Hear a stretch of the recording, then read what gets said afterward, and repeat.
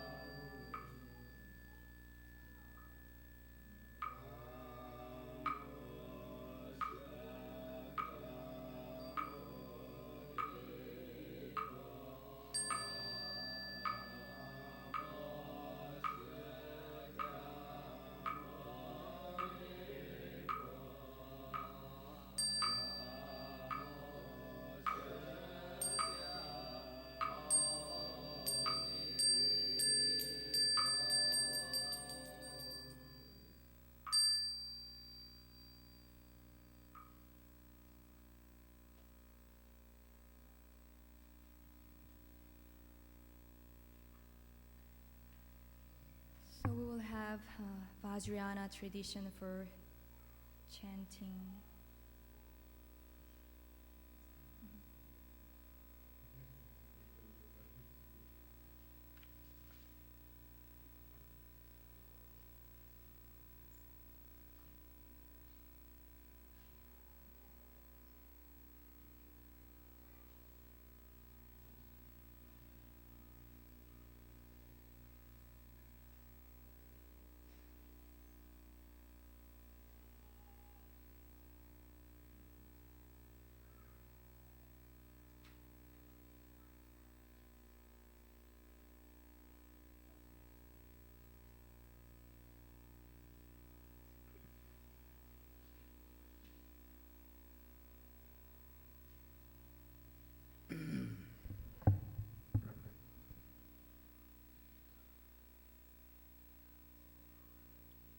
have greetings to all the great bhikshus, mahabhikshu, and teachers, and respected learners, scholars, and brothers and sisters. I have a greeting to all of you here on the behalf of the Tibetan community from New Jersey. We're so lucky to have this opportunity to join with you people. And you guys had a wonderful organized program because of the bhikshu and also the sanghas and also the president. And they put us, including your program. We're really happy and thank you for all of you. Today we gather here not just for the celebrating somebody's famous person. We are celebrating the great practitioner, great scientist, great scholar, great writer, and great teacher, fully enlightened from the negative thought emotions, and his teachings based on the conventional truth and ultimate truth.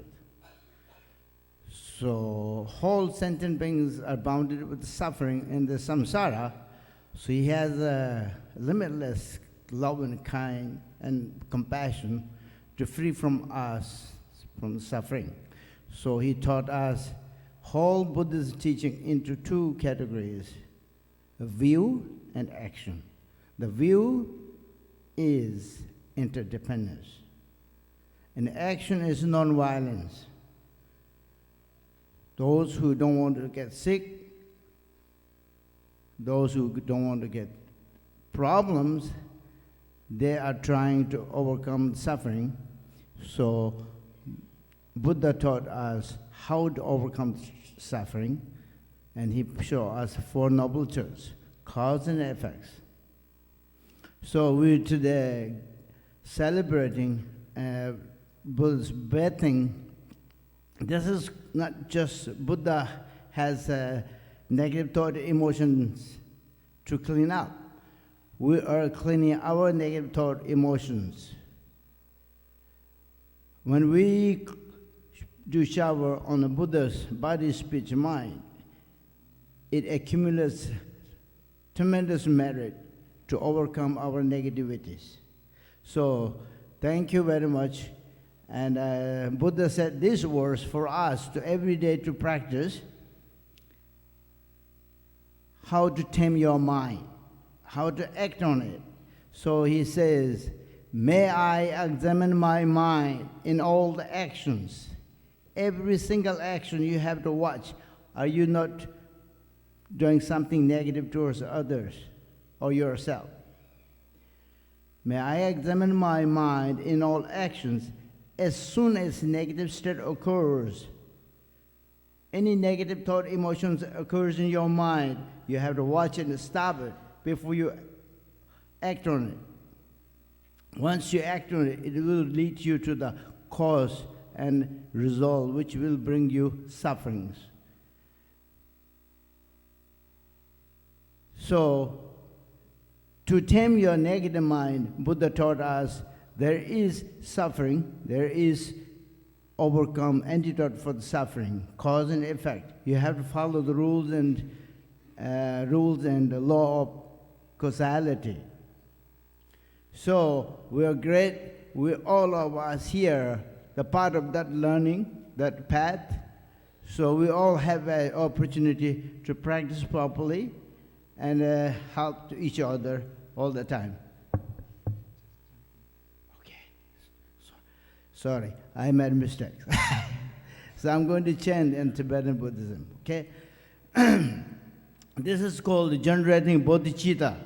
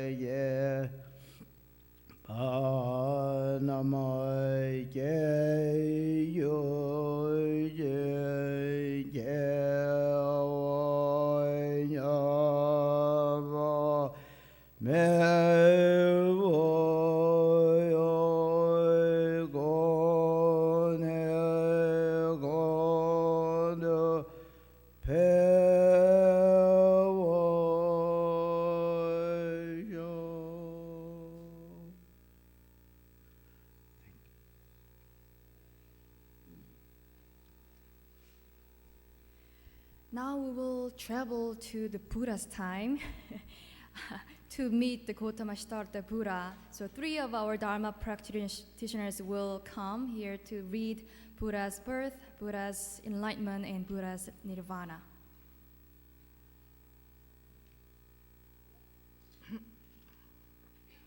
Birth. 25 centuries ago, King Suddhodana ruled a land near the Himalaya mountains. One day during a midsummer festival, his wife, Queen Maya, retired to her quarters to rest, and she fell asleep and dreamed a vivid dream. 4 angels carried her high into white mountain peaks and clothed her in flowers. A magnificent white bull elephant bearing a white lotus in its trunk approached Maya and walked around her 3 times. Then the elephant struck her on the right side with its trunk and vanished into her. When Maya awoke, she told her husband about the dream. The king summoned 64 Brahmins to come and interpret it. Queen Maya would give birth to a son, the Brahmins said, and if the son did not leave the household, he would become a world conqueror. However, if he were to leave the household, he would become a Buddha. When the time for the birth grew near, Queen Maya wished to travel from Kalila Vastu, the king's capital, to her childhood home, Devadaha, to give birth. With the king's blessing, she left Kalila Vastu on a palanquin carried by 1,000 courtiers. On the way to Devadaha, the procession passed Lumbini Grove, which was full of blossoming trees. Entranced, the queen asked her courtiers to stop, and she left the palanquins and entered the grove.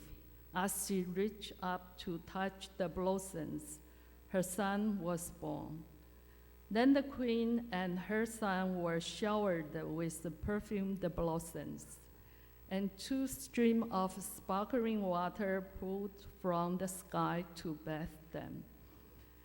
And the infant stood and took 7 steps and proclaimed, "I alone am the world honored one."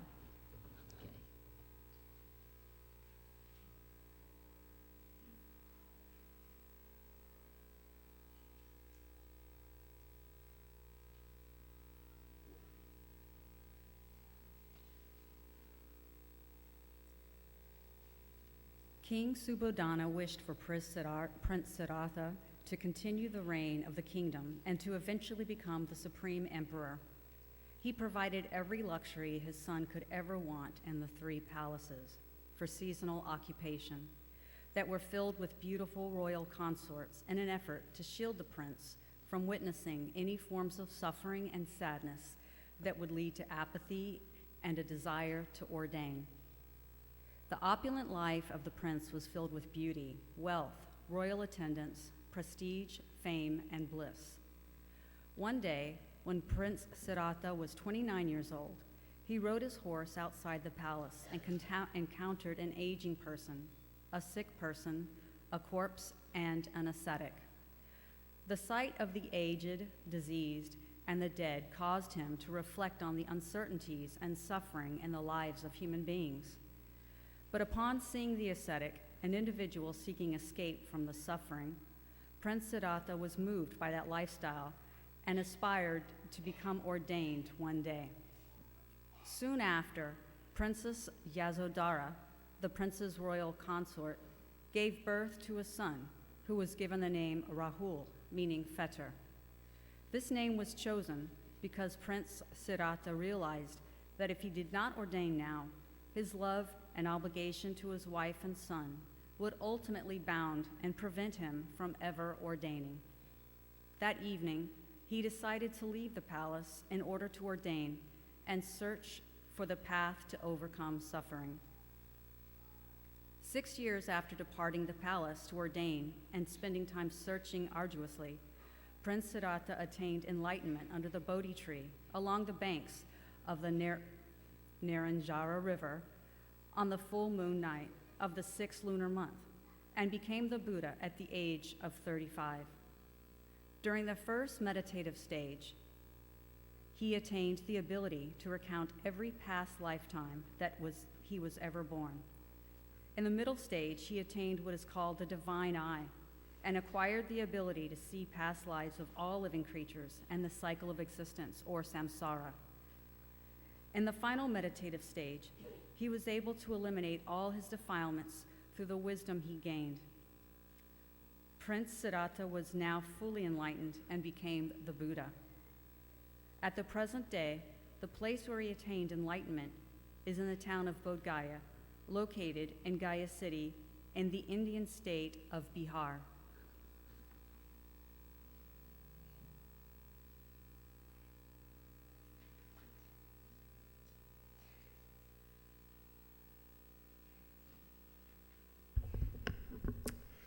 After attaining enlightenment, the Buddhist taught his teachings, or Dhamma, to the people for the next 45 years until he was 80.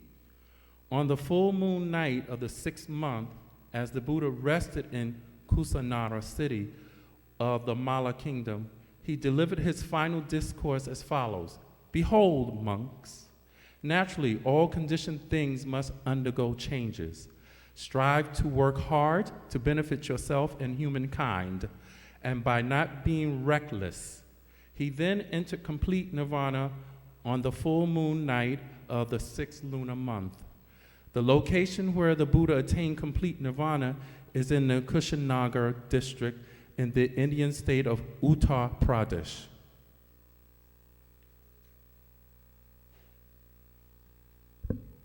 Thank you. We see the Gautama Buddha came here not just for the Buddhists, but for the whole human being and all sentient beings. And today we have a special guest from New York City Mayor's office. And also you can see our mayor's proclamation is on page 5, and New York State citation is on the page 6. And please welcome Teresa Dorothy, Senior Program Manager, Center for Faith and Community Partnership, Community Affairs Unit Office of the Mayor de Blasio.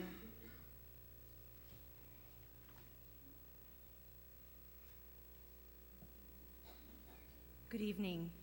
I bring the greetings and congratulations from Mayor Bill de Blasio and the Center for Faith and Community Partnerships. I want to thank sincerely the Buddhist Council of New York, the New York Buddhist Vihara, and of course our most venerable guests this evening. We want to thank you all for letting us take part in your Vesak celebration today, because it is a special time for New York City. This weekend, from yesterday, May 19th, through tomorrow, May 21st, New York City is celebrating Mental Health Weekend of Faith. 2,000 houses of worship across New York City, and actually also in 26 states across the country. Houses of worship are opening themselves up and to have conversations about mental health. And this is very important for New York City. We have a new initiative called Thrive NYC, and we think that it's one of the most important messages that we can share on this weekend is to ask houses of worship, places where people congregate, where they find spiritual and community uplift, to share in conversation with each other. We would like to help break down the stigma of mental health, mental illness, and also with substance misuse and addiction, because those are diseases and they can be treated. And we think this is a special weekend to coincide with Vesak celebration because, and I hope I have interpreted the teachings correctly, In the celebration of Vesak, the followers take this time to recommit themselves to lead noble lives, to develop their minds, and to practice kindness, to bring peace to humanity. And I think that an initiative like New York City Well can encourage each of us to support each other who may be having a difficult time leading noble lives or having issues by themselves, being able to develop their minds. This is a way to honor Buddha's teachings. And so in celebration of Vesak, this is a proclamation, Mayor Bill de Blasio. It was, pardon me. It was actually presented on May 10th, and so it proclaims to honor the Buddhist community of New York City for contributing so much to the inclusivity and the multicultural ideals that our city really hopes to aspire to live each day. And so it proclaims that on Wednesday, May 10th, last week, May 10th, 2017, would forever be recognized as Vesak Day in New York City. Congratulations.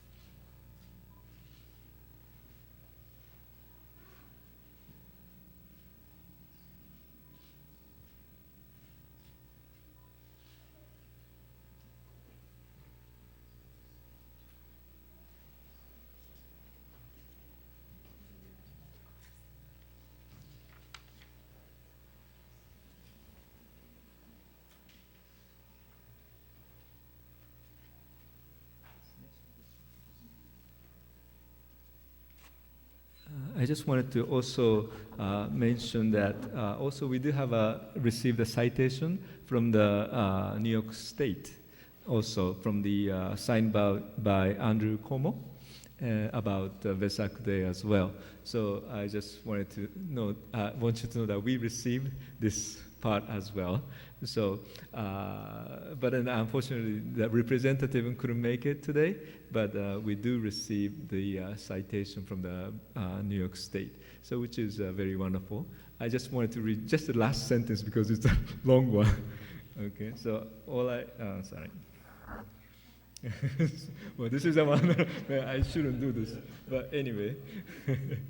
Whereas New York is the early home to Buddhism in America, and throughout this state, Buddhist community contribute to the welfare of our society in numerous ways, providing comfort, compassion, encouragement, and wisdom for those facing life's challenges and suffering.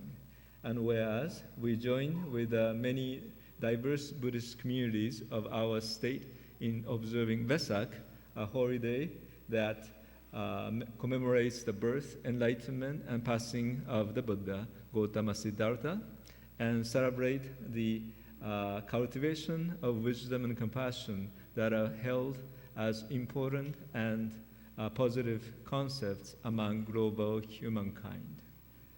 Now, therefore, I, Andrew Cuomo, Governor of the State of New York, do hereby confer this citation in a recognition of May 10th, 2017 as a Vesak Day, and extend the best wishes to our state's Buddhist communities for peace and kindness today and all days to come. So signed by, again, Andrew Cuomo. So thank you.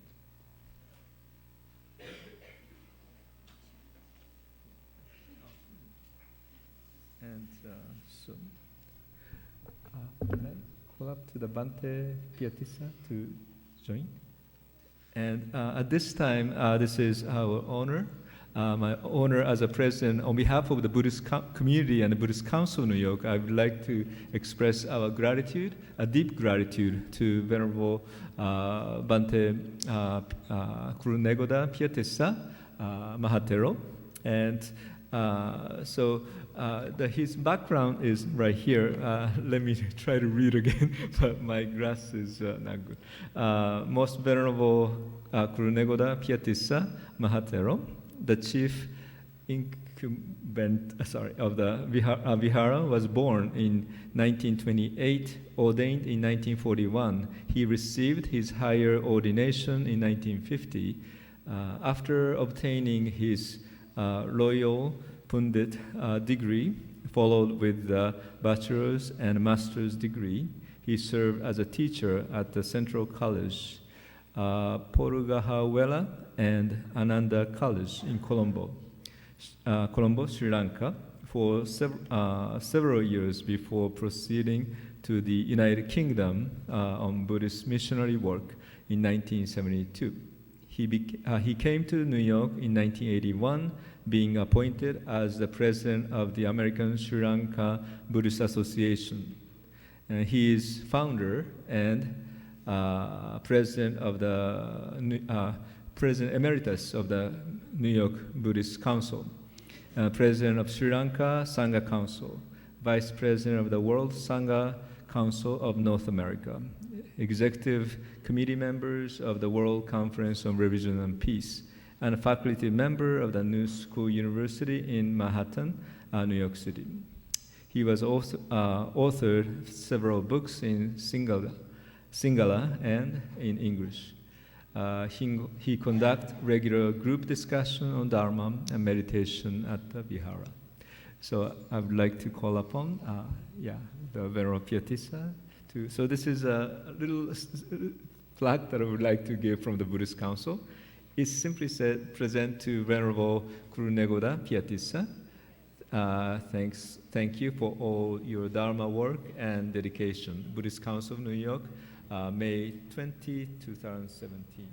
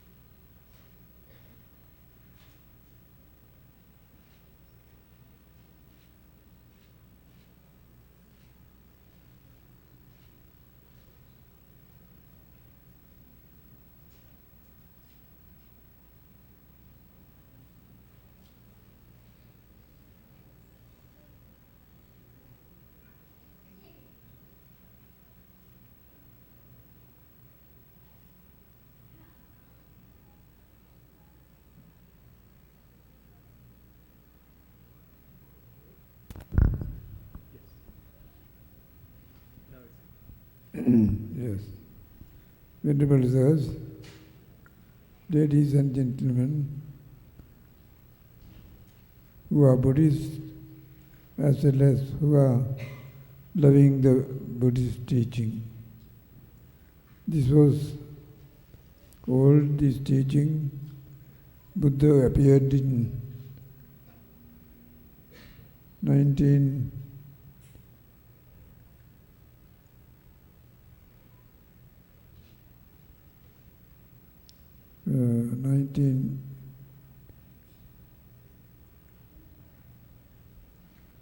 79 years before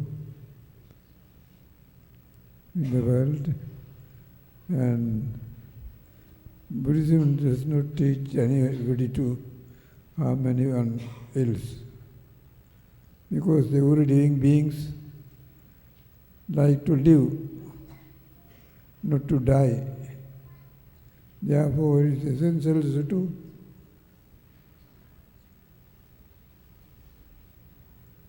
Buddhist teaching to practice Buddhism. Buddhist people who need to practice Buddhist teaching, they must have to have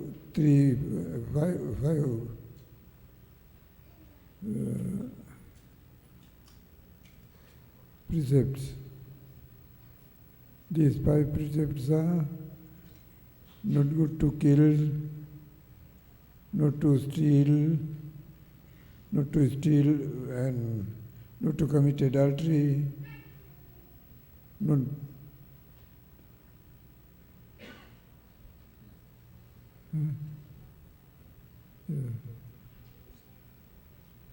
not to lie.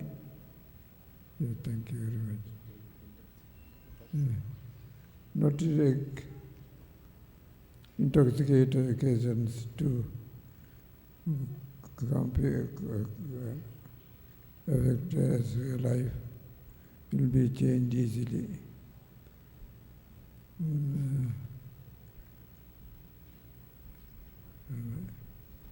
So Buddhist is harmless, no troublemaker. They are patient in all occasions. They are fine, and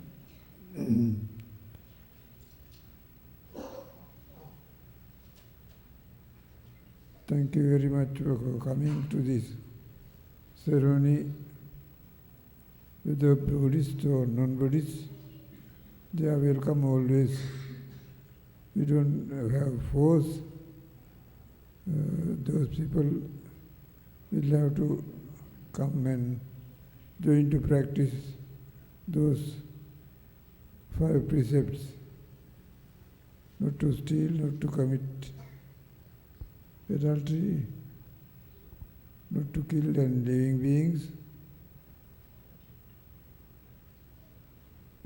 and this way it leads to calmness and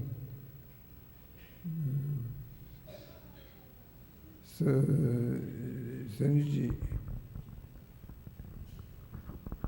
So I have to mention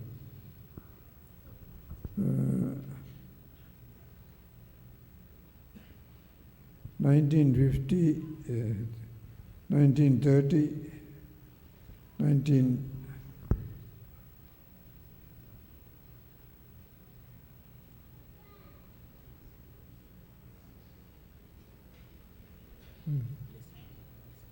Yes.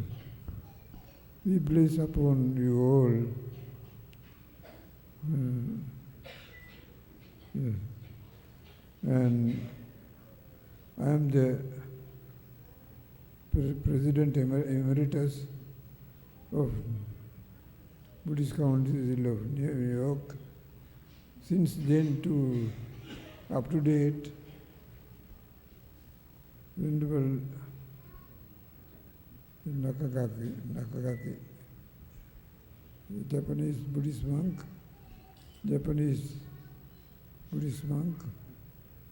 and he always liked very much to follow whole Buddhism as one Buddhist place to celebrate Buddhism. Yes. Thank you. I will have to thank you. Thank you so much. Yes. Thank you very much. Yeah.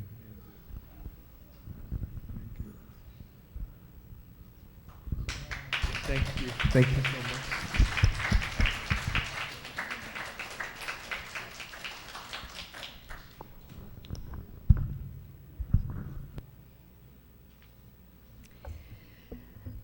Thank you. So we all know this is a very unique opportunity to be with all the teachers from different Buddhist traditions. So we will have a couple of teachers come up to share the Dharma words today. You can see the teacher's bio on page 7. I will first just name it by the order, and we will have the teacher come up here to share the Dharma message.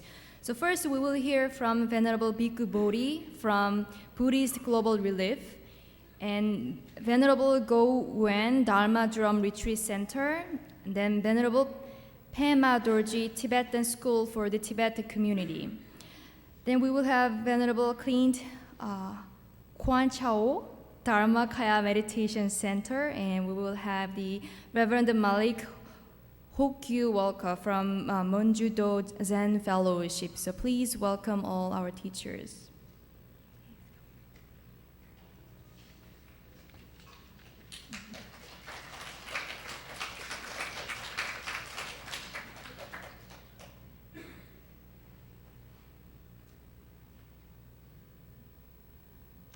Venerable Pietisa, Nayakatero, venerable members of the Sangha, dear friends, I'm very happy to be able to participate in this Vesak celebration today at the New York Buddhist Vihara and in special honor of Venerable Pietisa.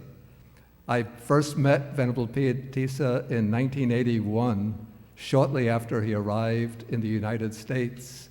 And then I stayed with him for a few days. I think it was still early 1982 when he set up the first edition of the New York Buddhist Vihara, which was in an apartment in Flushing. I believe it was in Flushing. Then later, the Vihara moved to Kew Gardens, and now we have the spacious building here in Queens Village. I was also a bit amused by Venerable Dhammajyoti's account of the problems that he found as a monk in the US in the early days wearing the monastic robe.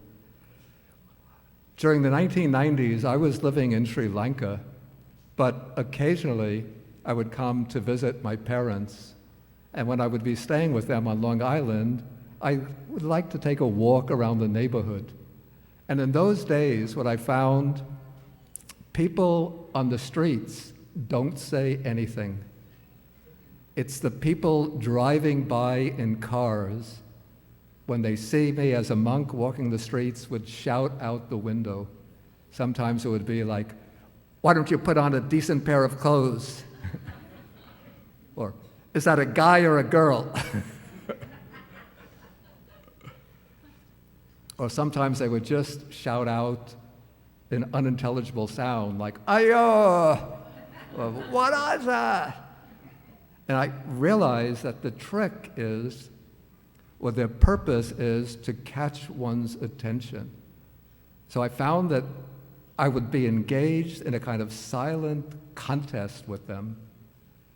As I walk, when I hear the cars going by, I keep my attention on my feet, sort of mindfulness of walking, not very slowly, just at a normal pace, but keep the attention on the feet.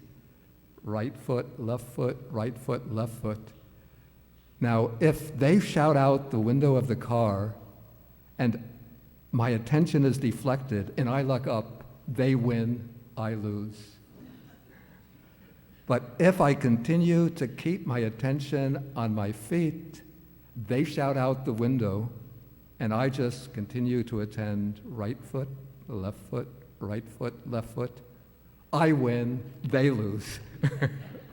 Because they've shouted some nonsense out the window and it didn't faze me at all. It didn't even catch my attention.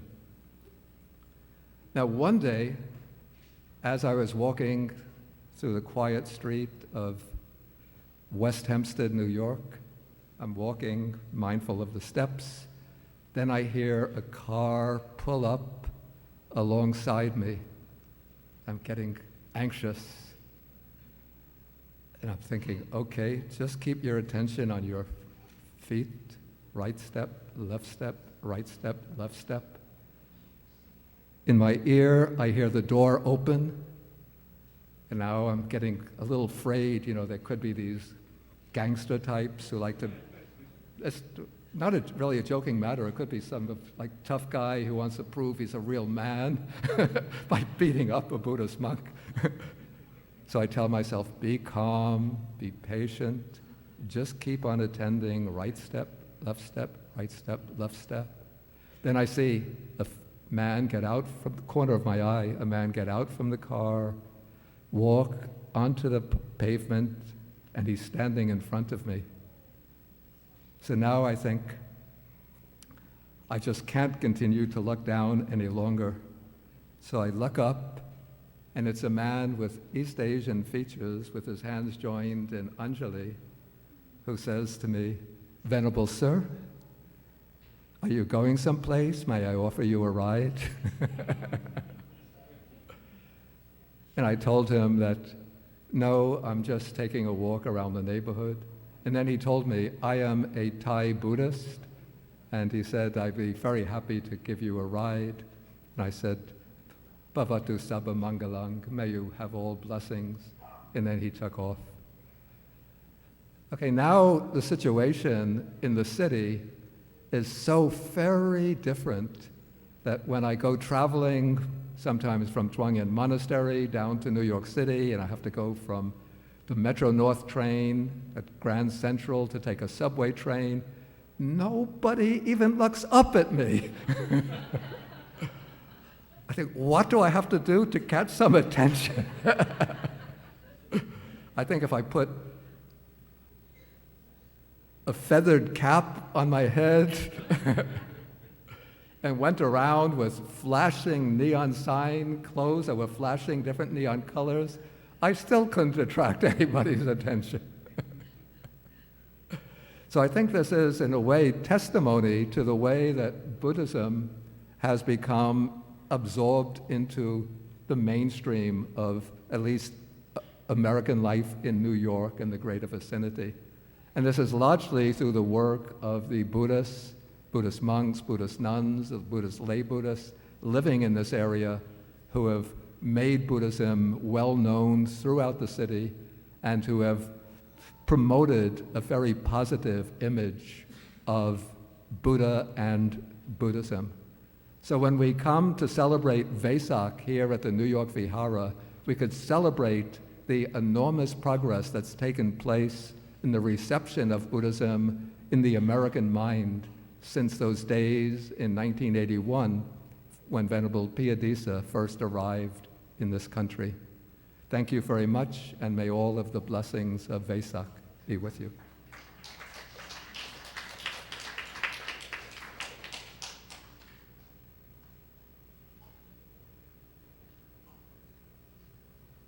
Now, Venerable Guo Wen from Dharma Drum Retreat Center.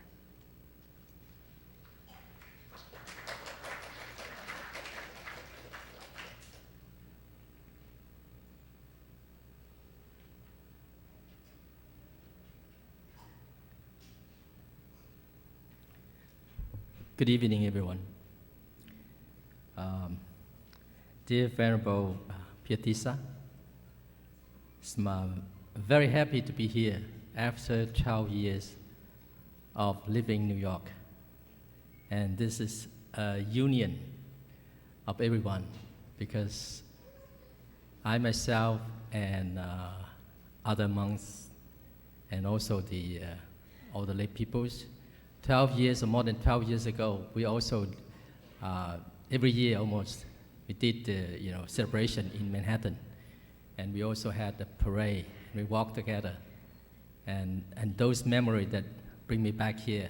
And this is the first time I'm here in this Vihara. It's my very, very happy to be here with all of you. And to commemorate the teaching of the Buddha, of wisdom and compassion. And then we are so lucky that up until now, we still are able to hear the teachings and are able to carry it out in our daily life. And I feel it's just like such a blessing to have received the teaching from the Buddha and benefit all of us. It's so wonderful. And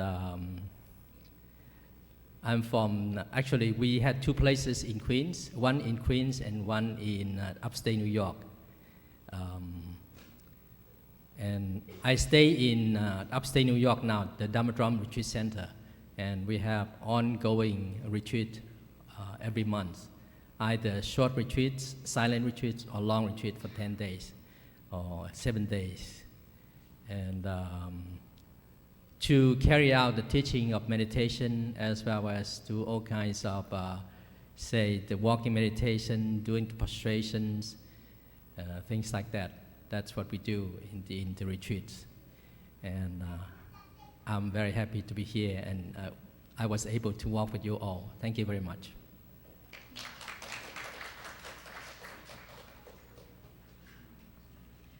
Now from Tibet School for the Tibetan Community, Venerable Pema Dorji.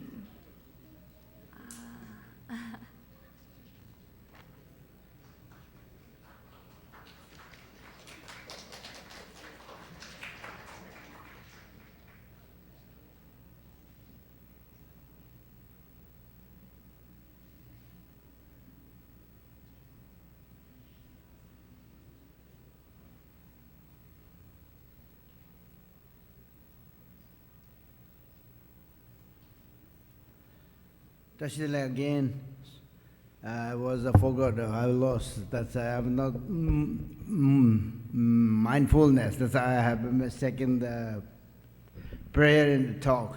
So now we all learn how to meditate. The bhikshu taught how to meditate on the walking meditations, and also other bhikshus taught how to behave yourself every day. So that's a wonderful we learned today. That's what Buddha said, cause and effect. Based on a cause effect. Every action you do negative, you pay the cause. You pay the result of it.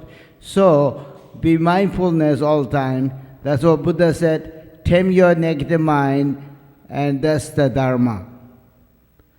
So we have to tame our negative thought emotions and be kind, peaceful, and helpful to benefit and a meaningful life while you're in a human life. So we have a special intelligence we use on the right path, not use as mundane concerns. Those are for temporary happiness. So that's the Buddha said. Thank you very much.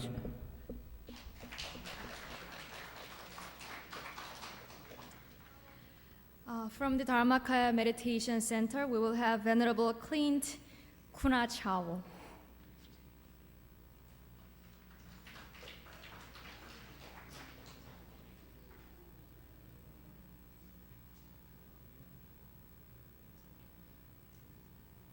Hello, Venerable Sirs, and hello, everyone. It's actually quite nice seeing so many people here gathered. I am Venerable Clint. I am born and raised here in the US. And today is Vesak Day. As we've learned today, it was the day the Buddha was born, enlightened, and parinibbana, or enter nirvana. So how should we celebrate this? We should celebrate by following his teachings, the Buddha's teachings, by accumulating merit. What is merit? Do we know what merit is? Bunya. What is bunya? Silent. Bunya is this good energy that comes from doing good. My master tells us it's like pure energy. This energy that only has positive effects. It's the foundation of all goodness and happiness that comes to us. And the Buddha taught us there are three main ways to do it. I'm sure you know. Number one is dana, then sila, and bhavana. And what do these mean? Dana is generosity, giving things, even your time and energy, helping others. As simple as a smile, that's something already. Sila, what is sila? Sila is precepts or virtue. Do you remember the 5 precepts? I think it's on page 4. To abstain from killing, abstain from stealing, abstain from sexual misconduct, abstain from lying or harsh speech, abstain from intoxicants like drugs and alcohol. And what about bhavana? What is bhavana? Meditation. It's purifying the mind, and we do it by meditation. And meditation, there's so many forms, many, many ways to do it. Having your mind centered, calm, peaceful, you're able to choose the right path for you. You will not only have a centered mind, but you will be able to see the cause and effect of what you will or will not do. We know karma is cause and effect. Someone hits you, psh, it hurts. What do you want to do right away? Hit him back? No. But with a clear mind, calm mind, instead of using your emotion and just hit back, you'll be calm and see, okay, there's another way to get out of it. And do a different thing. Rather than continue the cycle of hatred, anger, hurting each other over and over again. So I encourage you, Vesak Day is a day to remember the Buddha, how he sacrificed. He did so much just to become enlightenment. To reach enlightenment is not easy, am I right? He finally reached it. He gained this wisdom, and he didn't keep it to himself. He shared it with the world. Because of his wisdom, his purity, and his compassion, he wanted to help everyone. So each of us, in my temple, we like to think of it as like we are a candle. We're each one little candle. We're bright by ourselves. One little candle. Not that bright, but still pretty bright. But you can light other candles. You can bring this brightness to other people. And then before you know it, the whole world is bright. So I hope you all help each other make this world a brighter place, one person at a time. Thank you very much.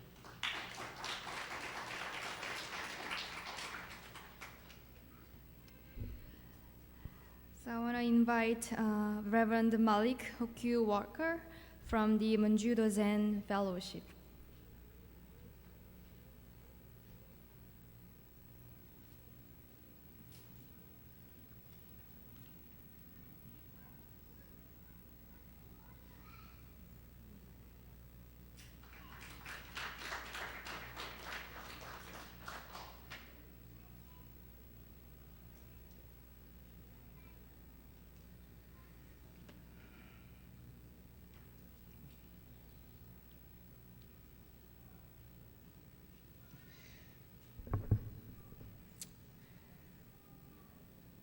It is with many thanks that I join all of you here.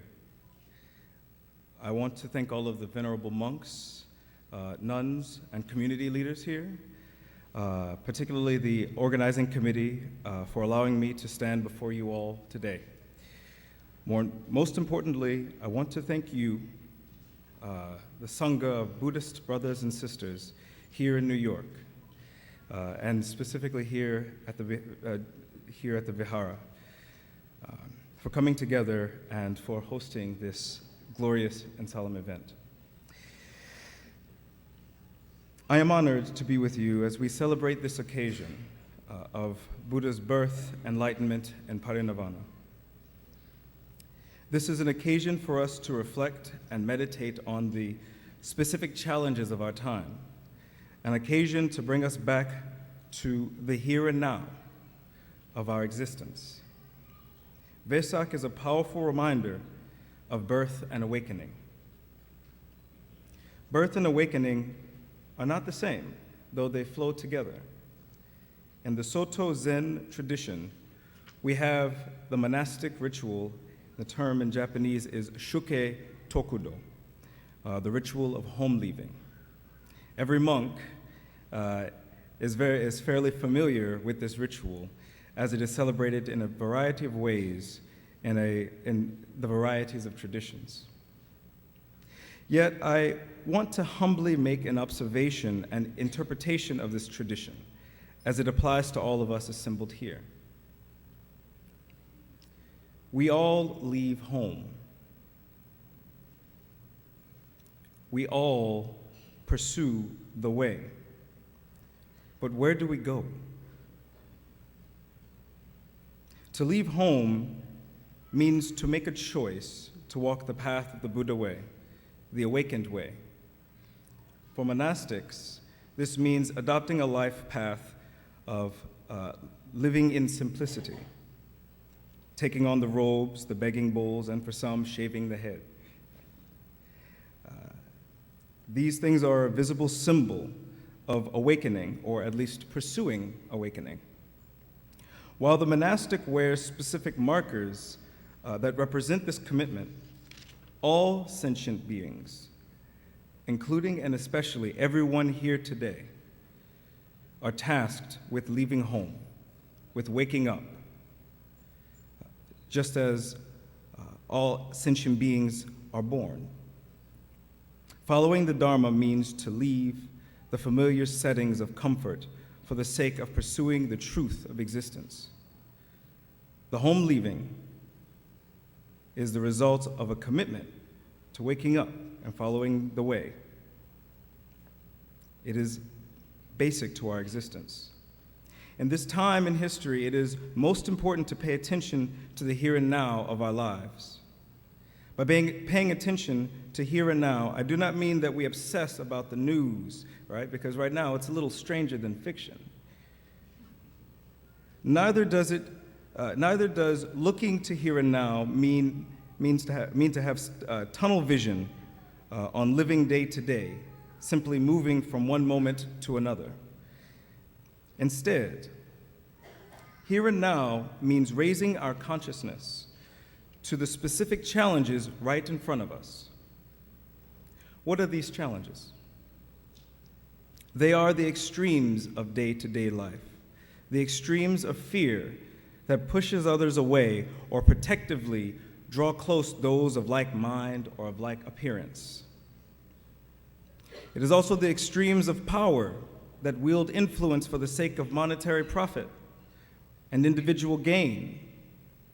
And finally, the extremes of strength or force that overrules one's existence over another's. This last extreme is very tempting because it's subtle. It may take on the form of language or rhetoric, or in cultural feelings of inferiority or superiority. It can come in the form of self-segregation or political or physical aggression. Walking the middle way is not simply following the rules, it is being awake to the extremes we experience here and now. The extremes that we experience all the time, and that we are ever vigilant and mindful of the harm that they do. In fact, we experience all of these extremes all the time. Some experience them in direct ways, and others in not so direct ways. No matter what, we must always awaken and recognize that walking the middle way is a struggle, that being awake sometimes brings fatigue. Being awake is simple as being born. Yet every mother here knows that birth is not easy. As for the child, as we all are children of someone, all of us have a mother, it is not easy to leave home. And yet, we all do. We all have to. When I see all of you here and now, I see folks who came from somewhere else. We've all left our home in one sense or another. Yet because we have left home, here and now is a time where we need to make home.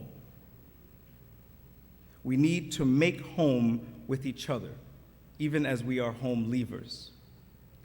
I come to you as one who has left home from 1,000 miles away. I come from a people who have for centuries struggled with the extreme definition of race imposed upon us. I stand with you and before you as a home leaver. In Japanese, the word shuke.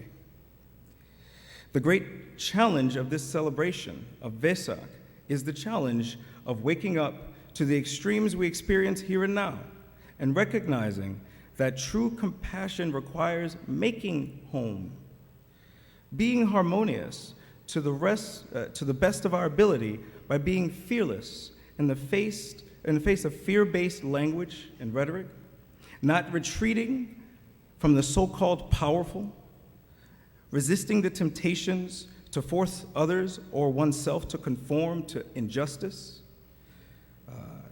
including unjust policies, attitudes, or beliefs. Being a home leaver means making here and now the hospitable moment, the compassionate moment. This is simple, but not easy. Thank you.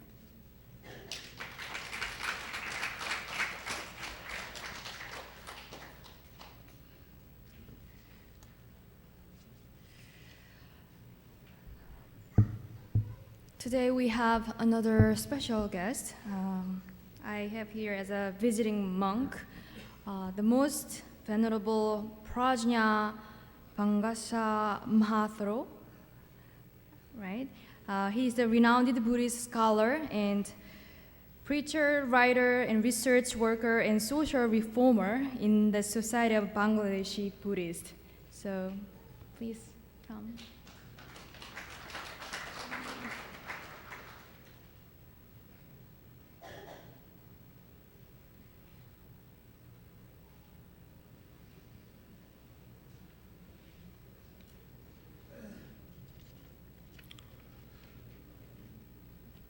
Most venerable Sangha, ladies and gentlemen, here today we all gathered to observe 2561 Buddha era in memory of Vesak full moon day, where we know that Buddha, as a king, the son of Suddhodana,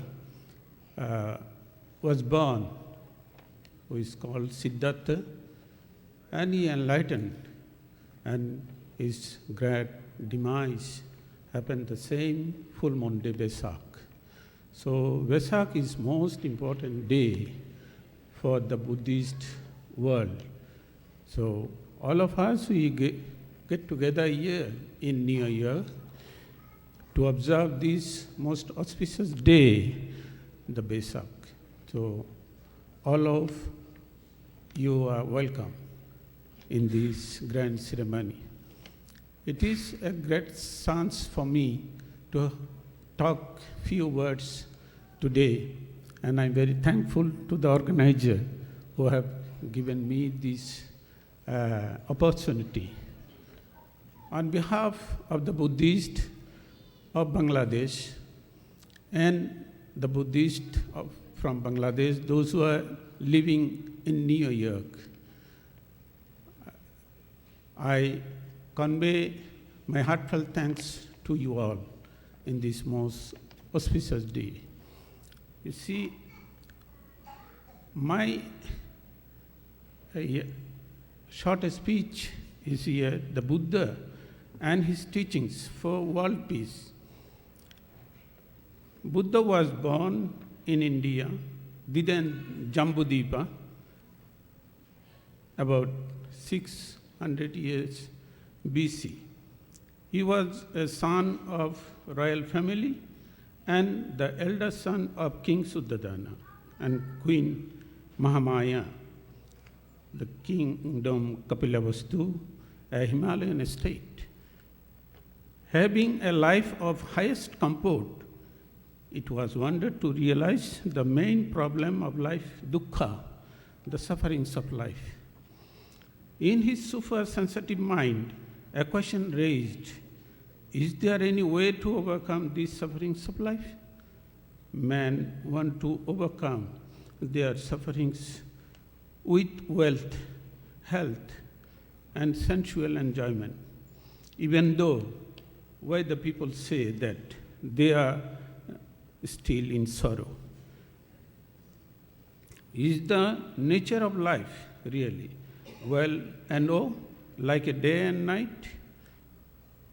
He researched for 6 years and find out that only the human being may free himself from all the sufferings of life by developing his power of understanding that is called wisdom.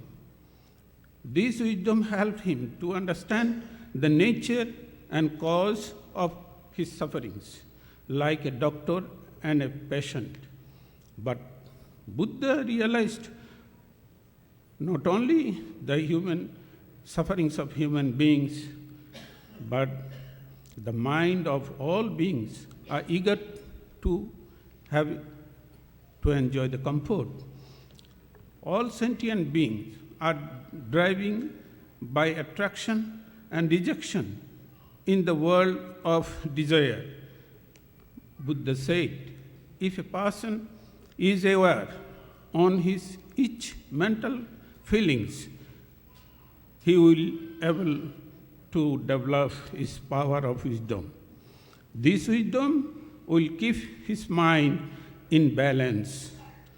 A balanced mind is able to justify correctly what is acceptable for him and what is not, what is right and what is wrong, what is useful and what is not useful. An enlightened mind of wisdom is able to understand that his life is not only for his personal interest. It is his sacred duty to share his life for the welfare of his family and for the welfare of his religion. The sense of welfare of his religion will teach him the duties to his parents, the duties to his relatives, the duties to his society, the duties to his nation, and duties to the world. A person of wisdom will follow minimum 6 principles to purify his or her mental ground. He or she will try to keep himself free from hatred and try to practice loving kindness towards all sentient beings. Second, he or she will never try to cheat others for his personal interest and will try to keep himself with a content-satisfied mind with what he has. He or she will refrain from any sexual misconduct. He or she will refrain from telling lies. He or she will refrain from any kind of intoxicant in or her livelihood. He or she will avoid the 5 trades for his livelihood: trades of arms and weapons, trades of poison, trades with any sentient beings, trades of meat, and trades of intoxicant. Because these 5 trades are against of humanity and peace of your mind. Trades of agriculture product and industrial product, which are not for luxury but for lives, are acceptable for a wise person. Buddha said in his universe, all beings in this universe, all beings and objects are in the current of rising and falling, creating and destroying, coming and going, birth and death. Nothing exists forever, nothing is immortal. Death is always with us when we are born. This is the law of universe. So why we drive our mind against the law of the universe? It is our duty to agree with the law of the universe and try to accommodate us with all changeable situations wisely. It is our duty to utilize our time and effort for the welfare of self in limit, but for the boundless welfare for others. This is the only path of peaceful, noble life. Do you agree with these teachings of the Buddha? If yes, let us say with heart and soul, let us promise to devote ourselves to uplift and propagate the teachings of the Buddha throughout the world. Buddha Saranang Gacchami. I am taking shelter of the person who is full of wisdom. Dhammang Saranang Gacchami. I am taking shelter of unity, which is devoted to wisdom. May the dark of ignorance be away from our life. May the peace of mind be exist till our death. May the peace of the world be exist forever. This is to be the prayer in this most auspicious day, the 2561 anniversary of the Buddha. Thank you all.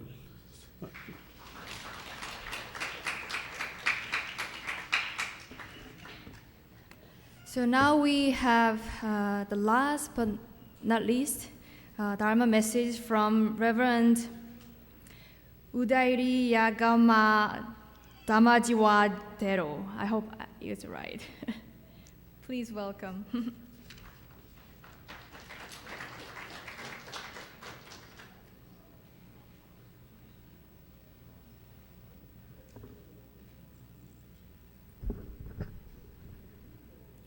Dear Venerable Mahadero, Venerable sisters and brothers, Dhamma friends, the first time I heard about this gathering here in the Vesak celebration, I thought of sharing with you with a special message from Sri Lanka.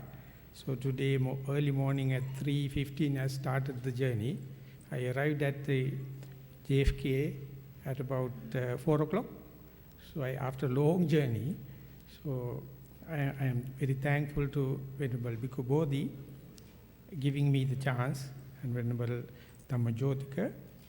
And what I have to tell is, I may get about 8 minutes.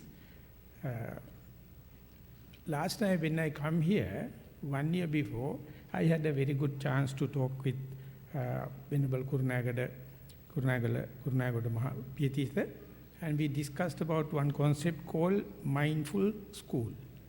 And we developed a project called Sati Pasala in Sinhala.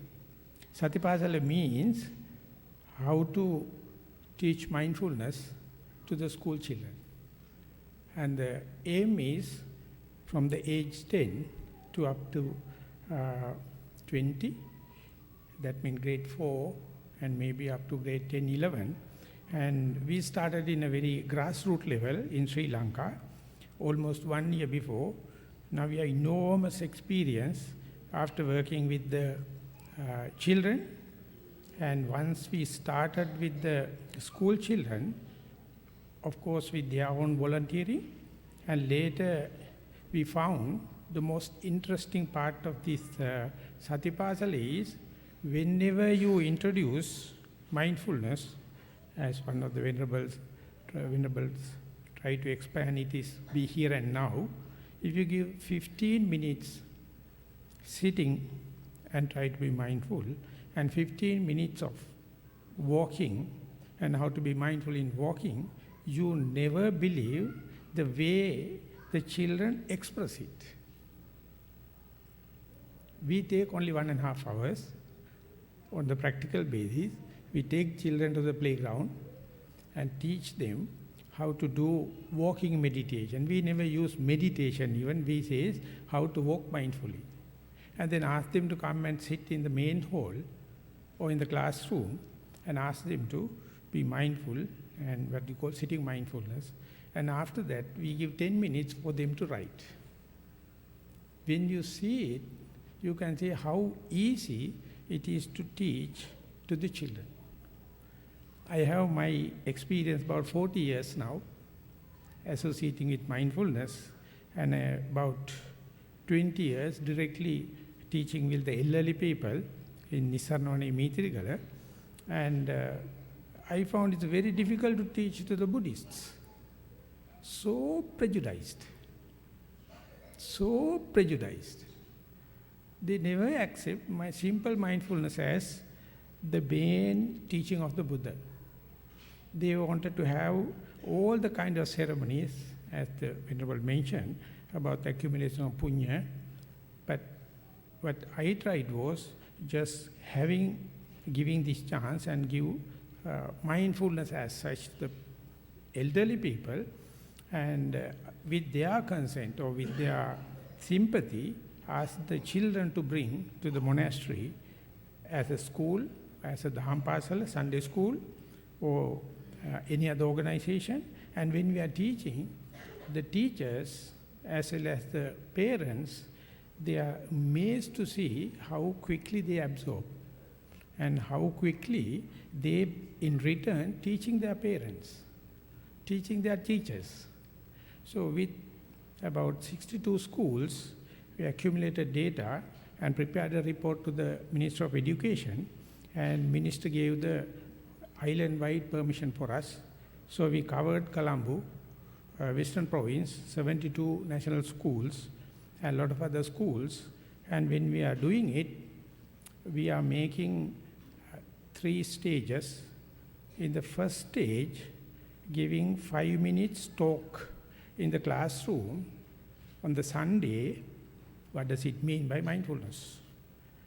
In the Tuesday, if you get a chance, how to sit and be mindful. Wednesday, if you get a chance, how to do mindful walking. And the Thursday, mindfulness in day-to-day activities, and Friday, mindful games. A lot of games we play with the children. And 4 weeks, we are going to give the theoretical exposure to the mindfulness, and then I propose mindful camps, just like scout camping, get the children out of the school, young children for 3 days, medium 5 days and 7 days, be with them, 4 to 5 hours formal meditation and other activities like farming, making compost, hiking, swimming, all the kind of mindful games. And that also we tried for the last few weeks, and then we got the support of the teachers, and parallelly we have a teachers training program. Each school we have to nominate 5 teachers. We give them, about 60 teachers get together and give a exposure to the how to teach mindfulness to the children. That means teachers themselves has to learn. Principal has to learn, director has to learn, and even the minister is ready to learn. And while we are doing, we found it's a very good way to develop the ethnic harmony. Because each and every child, when we are learning, they will learn mindfulness without any religious or any other ethnic groups. And ultimately, when they come as a peer group, they never do any discrimination. Accordingly, we ask all the religious leaders to come together, and we had 2 discussions. Each and every religious leaders, they say, even if you are presenting in a secular way or in a religious way, this is the one and the only way to the present day questions, present day social problems. So they are also learning now, and they find their own ways to help these mindful schools. And I tried to expand into the Dhampasala, and some Dhampasala teachers also very interested in, and we gave first training to the Dhampasala teachers, and whenever Dhampasala children happy to come to the Nissarnavana monastery as such, we give 1-day program. And then Pirivena is the kind of a teaching for the young monks in Sri Lanka. And when they are giving each day for them, we are going to give a little time for sitting and walking meditation. Now it is slowly, in Sri Lanka it is going. So, as a person, I never exposed earlier to a big gatherings like that. I have a camera phobia. I don't allow anyone to take photos. I never expose it. But later, when it is coming to the national level, I got a chance to go in front of the parliament and had the Vesak Day ceremony on the 11th. A huge people came, and there was a scenery, white-clad people doing walking meditation in the parliament ground. And 2 days later, I presented a DVD and video presentation to the UN Vesak in Sri Lanka. We had the 14th Vesak Day, and there Professor Lancaster, he being the keynote address person, he saw monks with different costumes. And he told us, what a nice thing. Within Buddhist, all the sects are coming together and have a common ground, And then when I am presenting the 14th UN Vesak, it was the social justice and the sustainable peace was the main theme. So some people came and asked how mindfulness is going to contribute towards this social justice as well as for the sustainable peace.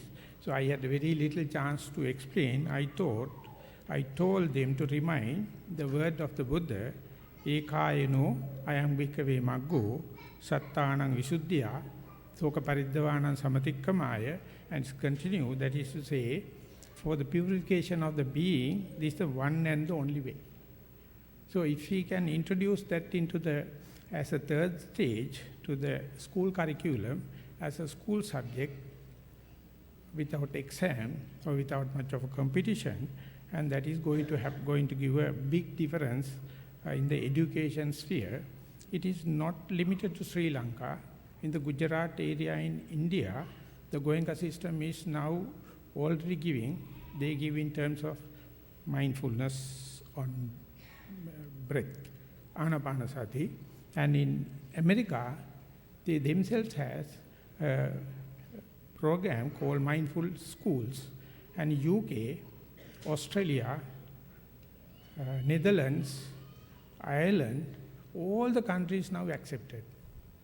So in the last interfaith group, Swami Darshan, from the Hindu tradition, he told Dhammajiva Hamsu is better off because he is having 70% of Buddhist in Sri Lanka. Only we have to support 30% to accept it, mindfulness as such.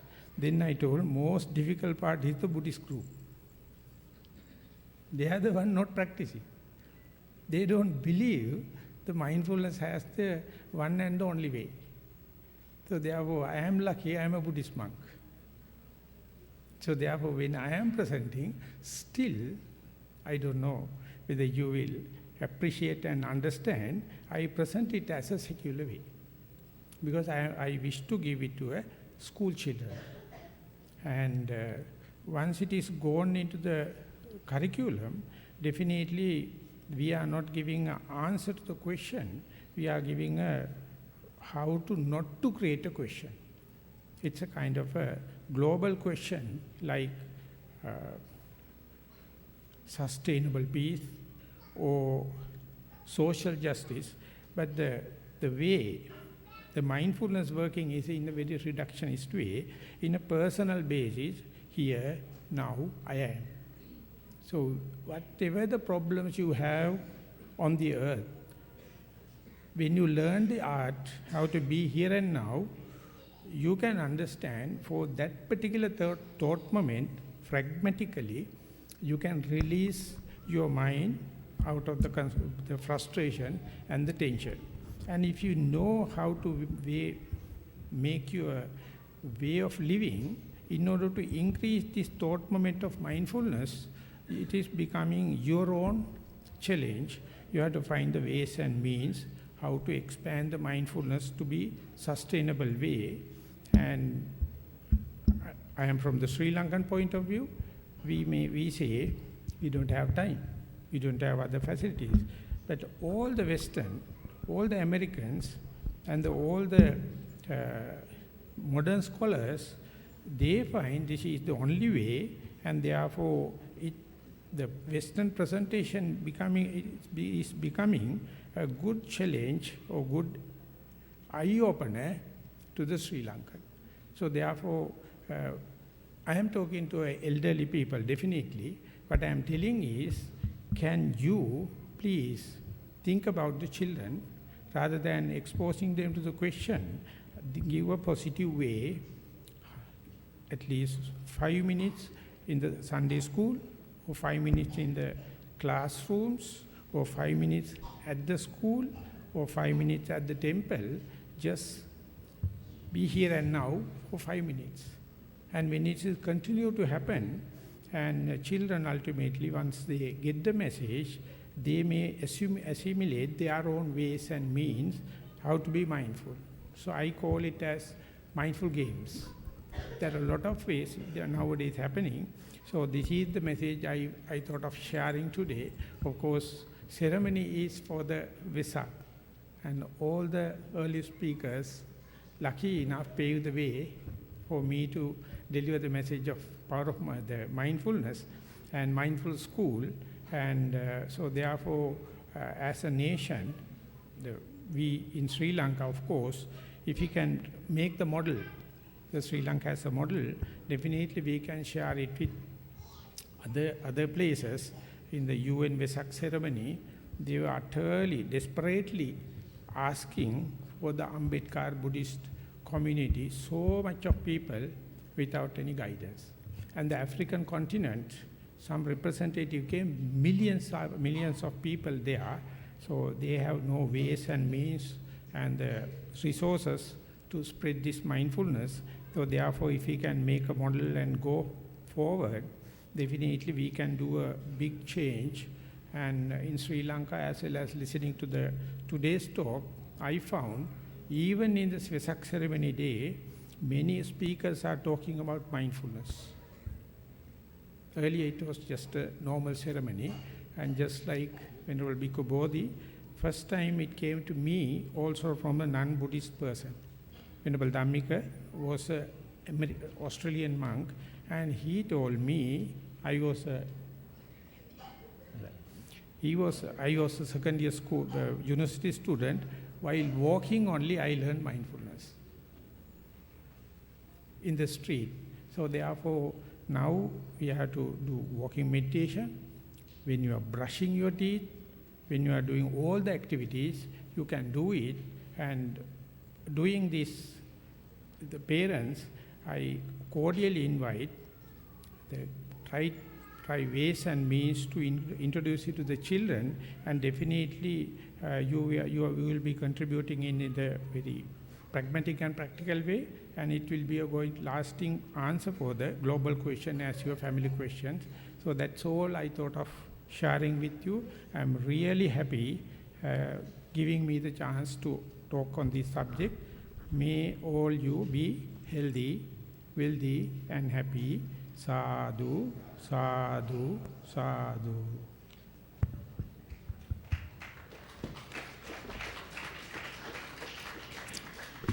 This will be a good conjunction to the next program, actually. In the Won Buddhist tradition where I'm from, we call the children or kids, we call them like a heavenly being, because they carry this awakened heart. They carry most pure, genuine hearts. So I think this will be the highlights of today's celebration. So we have New York Buddhist Vihara Dharma School children. They will give us some nice devotional songs. So please welcome our heavenly beings here at the Buddha, living Buddhas.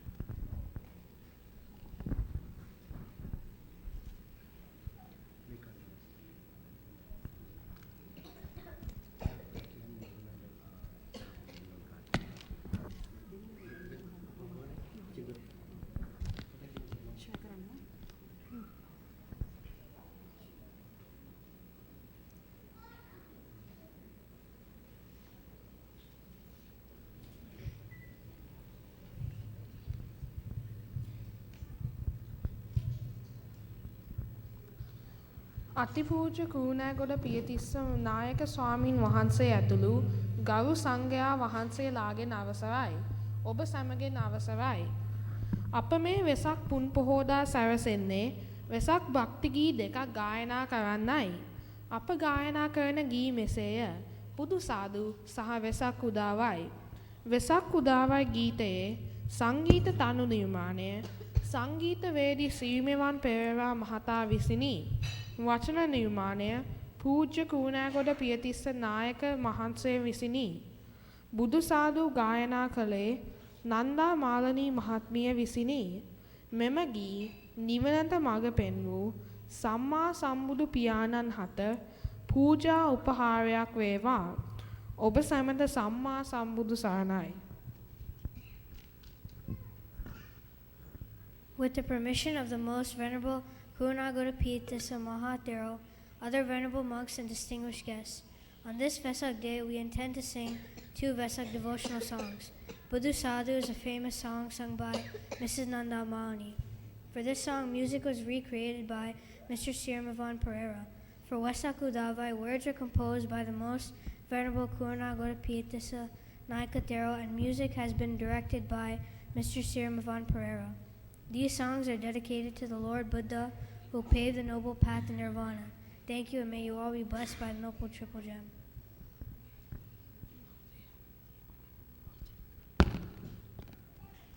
Good afternoon. My name is Anuki Wadage. I'm one of the children who attend the Dhamma school offered by the New York Buddhist Vihara. On this auspicious day, I've been requested to give the English translation of the song, Buddhu Sadhu. It's a really great pleasure for me to be with you and do this presentation, and I hope you will enjoy it. Buddhu Sadhu is a Sri Lankan devotional song sung by a famous singer in Sri Lanka. Her name is Miss Nanda Malini. This song was sung by her a long time ago when she was a young girl. Dear Lord Buddha, today I'm using my vivid imagination and singing this song by turning myself into a sandalwood tree. I am also turning myself into a saman vine in my imagination. Lying down by your feet, becoming a saman vine, I will spread my fragrance in your direction. I am also becoming a sandalwood tree. Becoming a sandalwood tree in your dwelling, I offer you cool comfort and shade.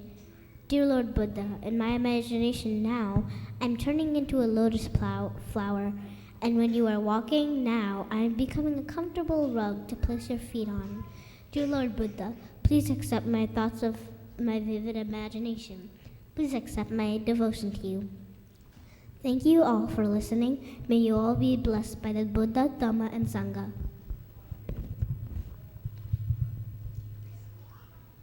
My name is Olivia Pereira. I am one of the students of the Dhamma School at New York Buddhist Vihara. It's a great pleasure to have this opportunity to stand in front of you and explain the English version of the song Vesak Udavai to you. The words for the song is composed by the Most Venerable Kurunagoda Pietissa Naikathero. He is my Luku Hamdru Van Se. Music is composed by none other than Mr. Sirmawan Pereira. Vesak is approaching, full moon is rising. When bowl leaves are bathing the moon lord, our Lord Buddha was sitting under Sri Ma Bodhi tree to put an end to the samsaric cycle. While becoming enlightened on a Vesak day, today the same Vesak is approaching, the same full moon is rising. The burning fires and flames of the samsara were eradicated by the Buddha on a Vesak day by the fresh cooling system he created through his compassionate discovery. Vesak is approaching, the full moon is rising.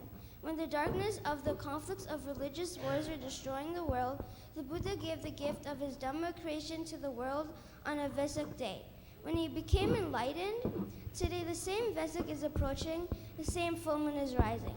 Thank you all for listening. Wishing you a happy, peaceful Vesak. I shall conclude. Obasamata Samma Sambuddhasarana.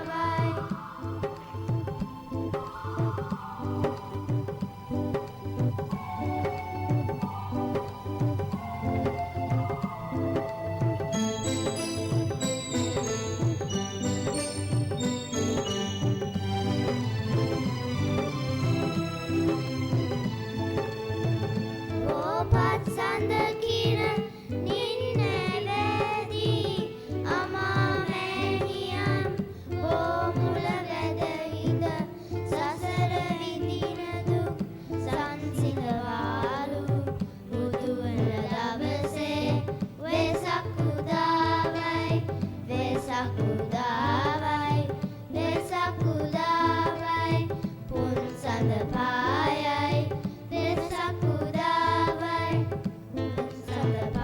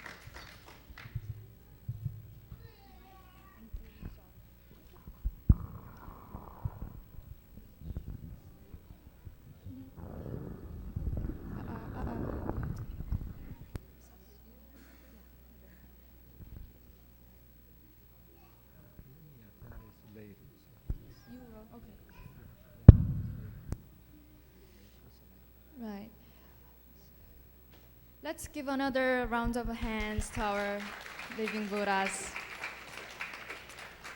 So I think this is the perfect closing for this part of celebration, which means our celebration will be continued downstairs. You were going to do the Okay, so yeah, Reverend TK has something to share. No? Acknowledge. Yeah, you can do this. So we're going to have lighting the candles and also the lanterns outside. We have all the lanterns. So as we going out, we'll be putting the lights on. But still, the outside is, I thought we expect will be a little bit darker by then.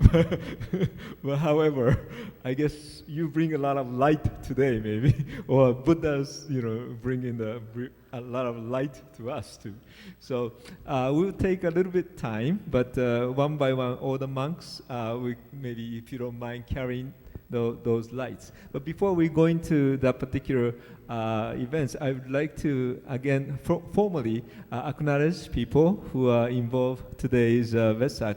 So first of all, I would like to again thank to Venerable Piatissa Mahatero, who have been, without his being a president of the Buddhist Council to begin with, so we never have any Vesak even celebrated today. So he started in 1985, and so because of that, we are able to do this. And so we really appreciate Bhante Piatissa. And then also, I would like to thank our today's speakers, Venerable Bhikkhu Bodhi, and Venerable Guoyen, and Venerable Pema Doje, Venerable Kunchawara. Sorry, you named that, change the name? Okay. Oh, yeah, this is not familiar name that I have. And also Malik Hokyu Walker, so thank you very much. And also we have special speakers from the Bangladesh and then Sri Lanka, and Venerable, the Prajna Bangsha Mahatero, and I have there, sorry. I just wanted to formally acknowledge, Venerable Uda Ili Gayama, Dhammajiva Tero, Mahatero. And so thank you very much for all the speakers. And also, we do have committee members I'd like to thank too. Also, we do have some donations for the food and all the other things too. So first of all, I would like to thank Venerable Rifa, you can stand, and then from the Buddhist Peaceful Enlightenment. He also invited the what do you call it, lion dance group that was play with walk with us when we do the parade. And so that's also acknowledged here. But then the Chinese lion dance by Harry Leong. So I would like to thank them for participating on this parade part especially. And so Venerable Rifa also provided the small Buddha from the downstairs of the bathing Buddha part. So I'd like to thank for that as well. And also generous donation that you made. Also together with the Grace Gratitude Enlightenment Temple, Venerable Jin Yi, so for their actually generous contribution. And then Steve Whitley to take a photo, and also he brought the juice too. And then well, thank you for from Dhammakaya Meditation Center for their offering for today's support. I really appreciate it very much. Without all those support, we can't do this kind of events too. And also at this point, I would like to thank all the committee members who served for the this time for the Vesak preparation, Venerable Damajoti, and Venerable Rifa, and Pat Inlap, and William Muke Smith, and just myself. So many things that I have to be grateful, and then also from the New York City Mayor's office to be able to join us today, and so I thank you very much. And I'm sure I'll be getting old and I forget many things. I guess I have to thank somebody else too. Yes, and those. Huh?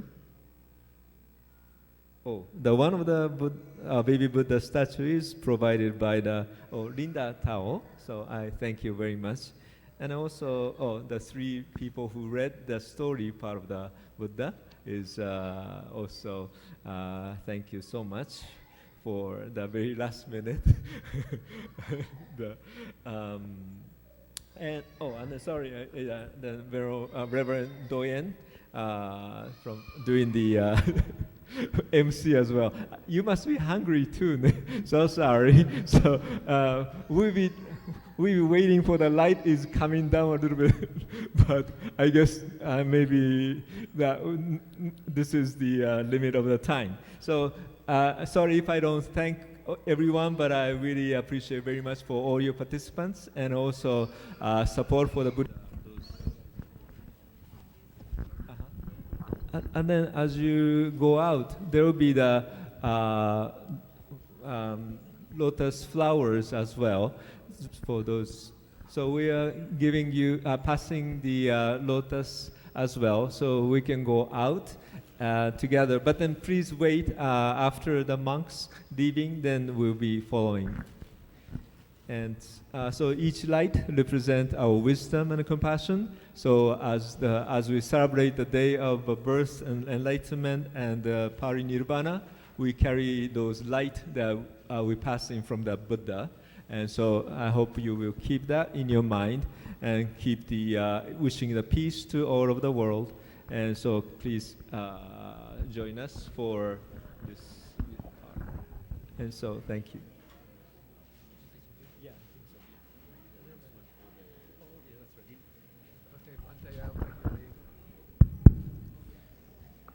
Dear friends, snacks and beverages and some foods auditorium hall. After this lightning, please, we will let to go there our guests, and then children and our people, there are enough food, please go there and enjoy. There are plenty of food, please go there and enjoy. And අපේ ලංකාවේ පින්නතුන් පින්නතියන් පසුගිය වෙසක් දවසේ සෙනසුරාදා ඉටිපන්දන් අර යවුණ සමාජයෙන් බාරගත්තා 7 8 10 15 පංගුවක් අය.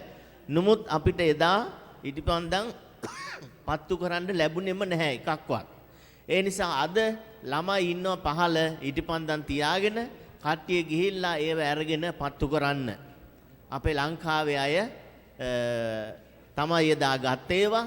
ඒ අය ගිහිල්ලා ඒවා අරගෙන පත්තු කරන්න කියන්න එපා. අපි මෙහෙම බාරගත්තා නමුත් අපට හම්බුනේ නැහැ කියලා කියන්න එපා. ගිහිල්ලා ඒවා බාර අරගෙන පත්තු කරන්න, පත්තු කරලා පින් අනුමෝදන් වෙන්න, පින් අනුමෝදන් කරන්න කියලා හැමෝගෙම ඉල්ලා හිටිනවා. ඒත් එක්කම පහළ කෑම තියනවා. ඒවා බලන්න ගිහිල්ලා ඒකට උදව්පදව් කරලා ඒ කටයුතු අවසන් කරන්න කවුරුත්. සැමටම තෙරුවන් සරණයි.